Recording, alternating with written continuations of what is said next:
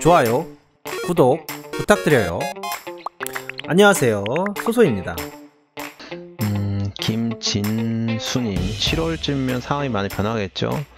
6월에는 조금은 상승장이 오지 않을까 조심스럽게 예측해 봅니다. 요즘 좋은 뉴스가 많이 뜨고 있어서 최근에 올해 말 정도 되면 저희 인생이 여러모로 다 바뀔 것 같습니다. 여기 보시는 분들도 그렇고 저도 그렇고 많이 바뀔 것 같아요.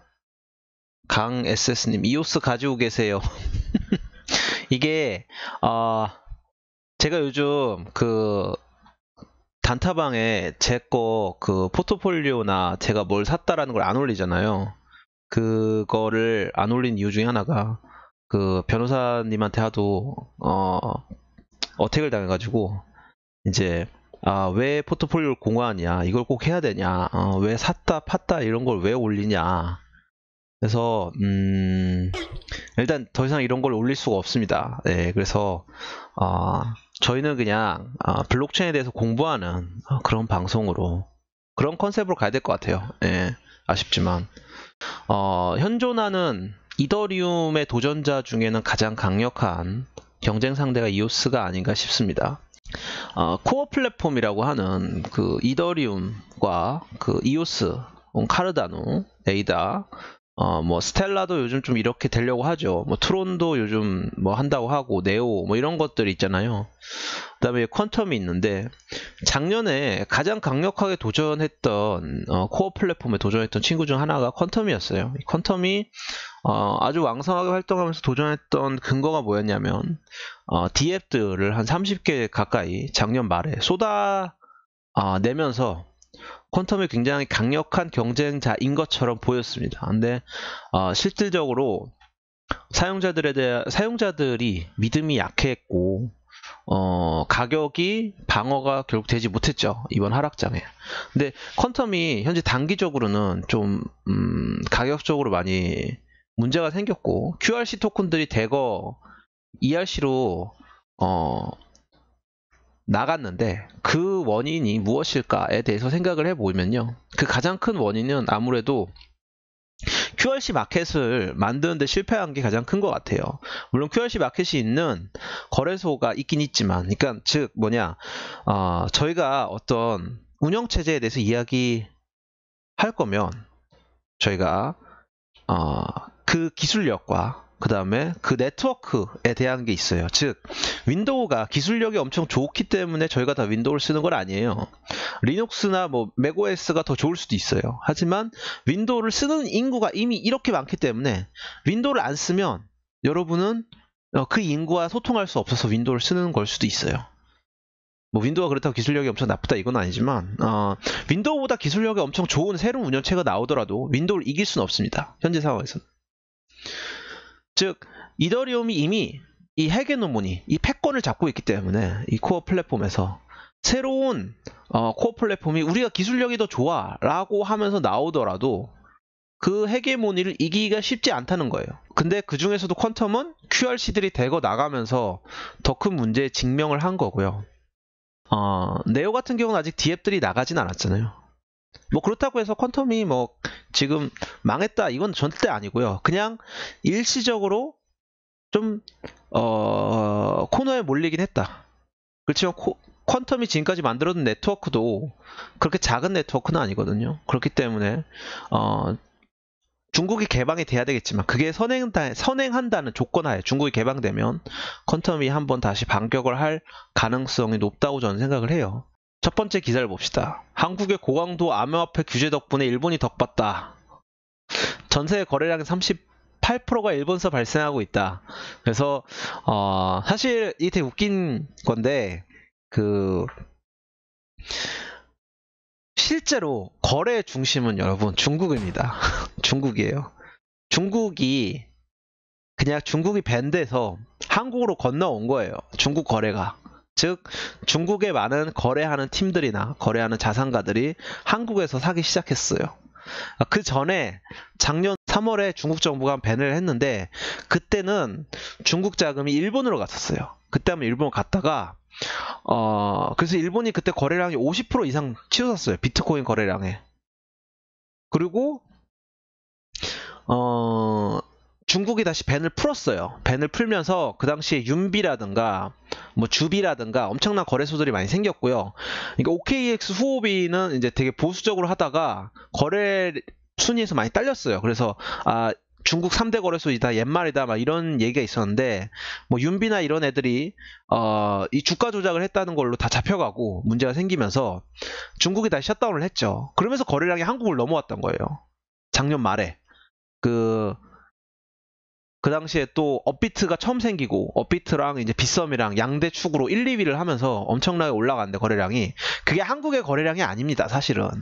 그 허수 안에는 중국 거래량이 엄청 많아요. 근데 한국 정부가 실명제하고 규제를 딱 때려버리잖아요. 그러니까 중국 애들이 다시 어디로 가냐. 규제가 있어도 합법인, 즉 중국 돈을 꺼내서 일본 엔으로 바꾼 다음에 사도 법적으로 문제가 없는 일본을 다시 간 거예요. 일본은 나쁜 점은 세금이 너무 세요. 근데 한국은 아예 지금 불법화 같이 느낌이 갔으니까 뭐 중국인들이 아예 한국에서 살 수가 없어요. 이 인증이 안 되니까. 그래서 일단은 일본으로 다시 간 거예요. 근데 중국이 다시 열리면 일본 거래량이 슉 빠질 거예요. 다시 중국으로. 삼성코인 이런 건 다 쓰레기예요. 그런 거 들어가지 마세요. 제발. 롯데코인 이런 거 다 다단계예요. 제가 지금 제일 꽂혀있는 것만 알려드리면 이거 얘기해도 될 것 같아요. 네. 이 회사에서 리버스 ICO를 합니다. 이 회사 나중에 찾아보세요. 이 회사가 어떤 회사인지, 코인스탁, 블로코가 어떤 회사인지 나중에 찾아보세요. 네. 스타크웨어는 일반인이 못 들어가요. 기관도 들어가기 쉽지가 않아요. 제가 거기 들어갈 수 있는 연출이 없더라고요. 여기 나중에 한번 봐보세요. 이 회사 블로코. 더비시라는 사이트를 보시면요, 이 한국 스타트업들이 투자했던 이런 기록이 있어요. 투자 유치금이 블로코라는 회사는 145억이 있습니다. 네. 있고 현재 김원번님이 대표이사로 돼 있고요. 자, 언제부터? 2015년부터 블록체인 관련 비즈니스를 하던 회사예요. 블록체인 관련 비즈니스를 하고 있었고요. 2018년에 뭐 또 투자를 받았지만 일단 145억이라는 투자금을, 그러니까 이건 체인 파트너스보다 더 많은 금액이잖아요. 그리고 더 오래됐잖아요. 라는 거를 이 회사는 100% 개발, 기술 개발 지원, 블록체인 기술의 기업 기술 지원 분야에서 API SDK 형태로 온라인 지원합니다. 즉 뭐냐, 엔터프라이즈 레벨에서 프라이빗 체인을 만들어주는 회사인 거예요. 프라이빗 체인을 지원해주고 연동해주고 하는 회사인 거예요. 그러니까 메인넷이라든가 그런 코인 개발에 집중되어 있는 일을 3년 이상 이미 하고 있었고, 그게 현실 기업들도 인정할 정도의 기술력을 갖고 있다, 돈을 투자받을 정도의 기술력을 갖고 있다 라는 회사라는 겁니다. 개발만으로 라고 생각하시면 돼요. 삼성 벤처 투자부터 투자를 받았네요. 네. 그래서 이런 거 찾아보세요. 왜 좋은 회사인지. 기사에 이렇게 나오잖아요, 다. 위쇼는 이번 주에 그 판 사장님 만났어요. 판즈웨이 사장님이랑 거기 그 위쇼 파운더 분이랑 같이 술을 먹었고요. 여기 사진도 찍었었어요. 사진 하나 찍었고, 제가 그래서 여기 판즈웨이 님이고요. 이분이 그 위쇼 그 실제 CEO. 예. 그래가지고 이렇게 좀 되게 편하게 만났어요. 편하게 밤에 술 먹었는데, 제가 인터뷰를 안 그래도 물어봤는데 위쇼 같은 경우는 현재는 그 아직 마케팅을 시작할 단계가 아니라고, 조금 더 있다가 마케팅을 하고, 마케팅 할 때는 그럼 인터뷰를 하겠다, 인터뷰를 하게 되면 저를 통해서 인터뷰를 하겠다 정도의 이야기까지는 들었습니다. 일단은 조금 그 기프토가 그리는 그림대로 된다면 진짜 잘 될 것 같아요. 왜냐하면 일단 기본 사용자가 있으니까 그 사용자만큼 늘어나는 건 있는데, 근데 아직까지는 유인책이 좀 부족하다. 근데 그 유인책은 기프토 측에서 원하면 넣을 수 있는 거라서 그게 아직까지 이렇게 악재라고 생각되지는 않고 지금은 약간 저평가 받고 있다라고 생각은 돼요. 약간 저평가 중이다. 그래서 뭐 절대 나쁜 코인은 아니니까 좀 생각을 해보세요. 기프토 위시오 같이 비교해주세요. 그거 참 어려워요. 왜냐하면 위시오가 아직 나온 게 없어요. 그거 비교하기에는 위시오 아직 나온 게 없어서. 예. 아이콘은 뭐 호재가 나왔는데 가격이 안 올라. 아이콘은 진짜 너무해요. 아니 봐봐요. 자, 언체인이라고 설립했잖아요. 네? 언체인이라고. 네이버 라인이랑 아이콘이 블록체인 조인트 벤처를 설립을 했어요. 근데 가격이 안 올라. 이게 말이 됩니까? 가격이 전혀. 그러니까 와, 이게 말이 되는 건 잘 모르겠어요. 가격이 아무런 변화가 없어요. 그렇다고 해서 무조건적으로 막 욕할 수도 없는 게 호재가 하나 나올 때마다 이렇게 올라갈 때도 있어요. 그거는 되게 편한데 이렇게 계단식으로 오르는 경우도 있어요. 호재가 일정 이상 쌓여야 한 번에 팍 올라요. 이렇게 쌓여야 팍 오르고 이렇게 돼서 참 어렵습니다. 그래서 그거를 잘 보셔야 돼요. 그거를 판단하는 게 실력인 것 같습니다. 네. 리버스 ICO가 대세, 속빈 스타트업이 ICO를 악용 중이다 라는 서울경제 기사입니다. VC들이 투자를 뭐 수십억 했어요. 그 다음에 한번 시리즈 A 때, 그 다음에 시리즈 B라는 것에 한번 다시 투자를 했어요. 근데 얘네들이 이제 더 이상 사업성이 없어. 돈을 받아야 되는데. 그래서 ICO를 한다 라는 게 이 기사의 원문입니다. 여기서 말하고 싶은 건, 확실히 말하고 싶은 거는 리버스 ICO라고 해서 무조건 믿으면 안 된다. 리버스 ICO도 조사를 해봐야 된다. ICO에 참여하기 전에. 그래도 리버스 ICO면 그냥 팀이 모여서 으쌰으쌰 IC 하는 것보다는 그래도 높은 점수를 줄만한 거는 맞아요. 아무것도 준비가 안 된 팀이라고 해도 한국에서 여러분, 한국에서 벤처 캐피털한테 돈을 받는 게 생각보다 진짜 어려워요. 3억, 5억 이렇게 받기도 정말 어려워요. 벤처 캐피털들이 한국은 대부분 그 정부 자금 운영이 되거든요. 그렇기 때문에 정부 자금에 운영될 때 가장 주요 요점은 회수가 중요합니다. 즉, 니네 3년 뒤에, 7년 뒤에, 10년 뒤에 이거 가지고 우리가 돈 넣으면 이거 어떻게 우리한테 돌려줄 거야 라는 게 이 투자할 때 요점이에요. 근데 그게 설명이 안 되잖아요. 돌려주는 게. 그럼 투자가 못 받아요. 그러니까 투자 받은 것만 해도 이 사람들은 일반적인 ICO 하는 것보다 훨씬 많은 준비를 이전에 했었던 사람들이라서 그 정도 투자 받을 수 있는 능력은 있다 라는 생각은 하셔야 됩니다. 네. 자, Bittrex get bank agreed help to buy Bitcoin with dollar 라는 기사가 있었어요. 이게 진짜 중요한 거예요. 이번에 비트렉스에서 자동 번역이 되네. 번역 안 되는구나. 비트렉스에서 이번에 은행을 드디어 뚫었습니다. 그래서 지금까지는 여러분이 비트렉스에서 그냥 달러로 미국인들이 살 수가 없었는데 이제 법인들부터 비트렉스에서 달러로 비트코인을 살 수가 있고요. 그러니까 USDT를 쓸 필요가 없는 거예요. 뭐 당장 없어지는 않겠지만 빌 쉬하라가 얘기를 했죠. 그래서 이건 되게 큰 움직임이다. 비트렉스의 거래량이 굉장히 큰 곳입니다. 과거에 명성이 있던 곳고 이전에서는 미국인들이 알트코인을 사기 위해서는 다른 데서 코인베이스 같은 데서 달러를 넣어서 그거를 비트라 이더를 산 다음에 비트렉스 옮겨서 비트렉스 알트코인을 샀어야 됐어요. 근데 그 과정이 한 과정이 생략이 된 겁니다. 근데 이게 왜 중요한 거냐면 은행들이 비트코인에 대해서 더 신뢰를 갖게 되었다. 그래서 우리 같은 거래소한테 열어주었다 라는 게 굉장히, 그러니까 엄청난 호재예요. 솔직히 말하면 엄청난 호재인데 호재 반영이 잘 안 되고 있습니다. 솔직히 비트코인 가격에는. 그 다음에 해외 연정 시세 차익. 작년에 이 집 많이 했죠. 많이 했는데 이거를 실제 구속을 한 사례는 처음인 것 같아요. 네. 그래가지고 암호화폐를 악용 환치 규정에 뭐뭐 해가지고 가이드라인을 정부가 제시해야 된다. 이건 맞다고 생각합니다. 예. 어디인지 저도 모르겠어요. 기업 A사라고 돼 있는데 블록체인 송금 사업을 불법으로 간주, 사업승을 내주지 않자 아비트리지 젖에 빠진 것으로 추정된다. 그러니까 이게 사실 문제가 물론 환차익이 불법인데 이거에서는 좀 문제가 있는 것 같아요.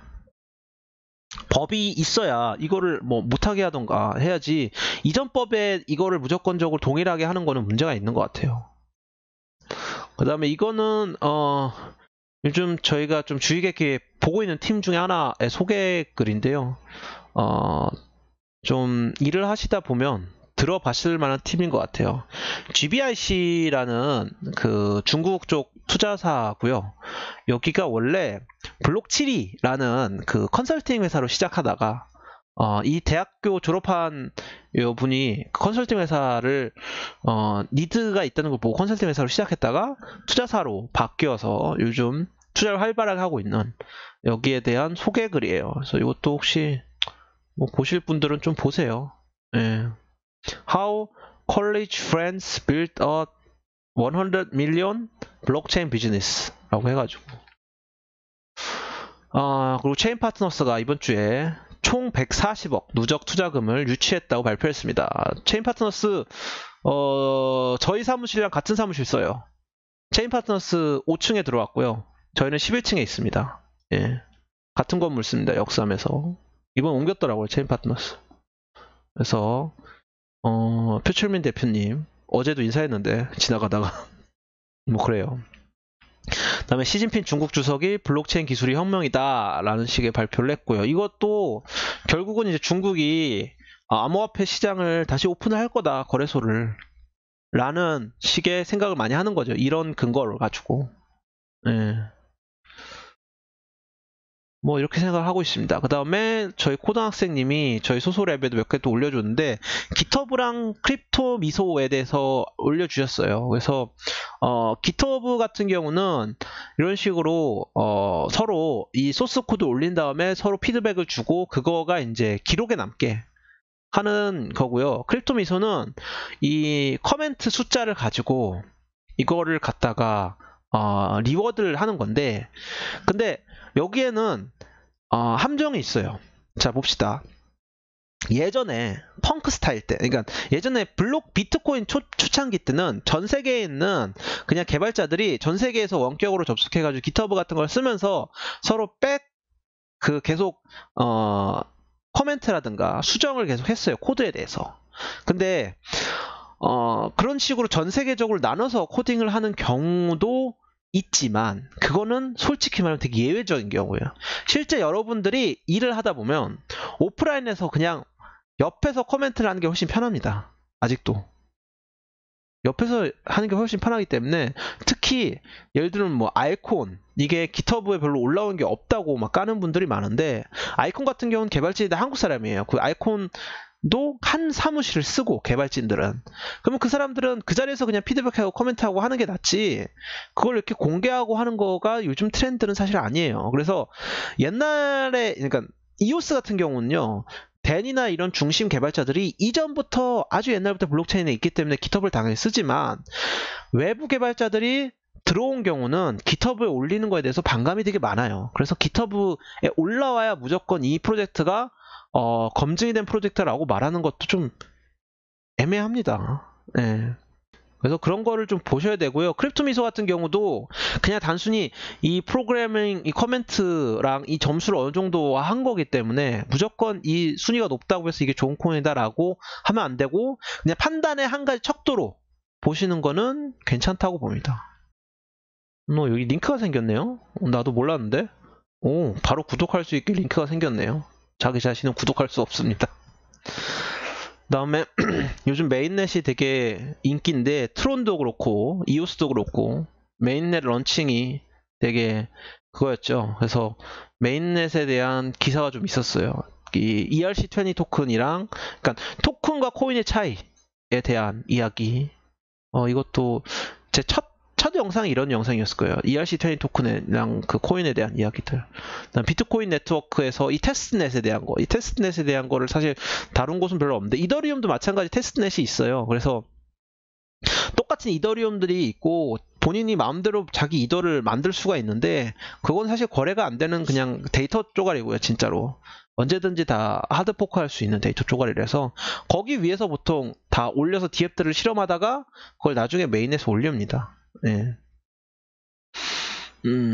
자, 그리고 여러분들이 제일 궁금했던 차트 부분. 계속 이렇게 디귿자로 올렸다 내렸다 올렸다 내렸다가 반복되고 있는데 어쨌든 점차적으로 이런 쐐기 모양의 상승세다. 그래서 상향 돌파일 확률이 높다. 확률이 좀 더 높다. 그래서 뭐 이런 식으로 단기적으로는 상승일 확률이 높다 라고 합니다. 좀 더 봐야겠네요. 네. 아무튼 그렇습니다. 입사 어떻게 하나요? 저희 마케팅 쪽은 아직도 뽑고 있는데 마케팅에 재능이 있으시면 연락 주세요. 예. 소수님 믿고 지퍼 들어갔습니다. 호재 있을까요? 호재는 저도 모르지만 지퍼는 제가 어드바이저인 만큼 가격을 ICO가보다 높게 만들도록 노력해 보겠습니다. 네, 제가 가격을 높게 만들어야죠. 여기까지 하겠습니다. 네.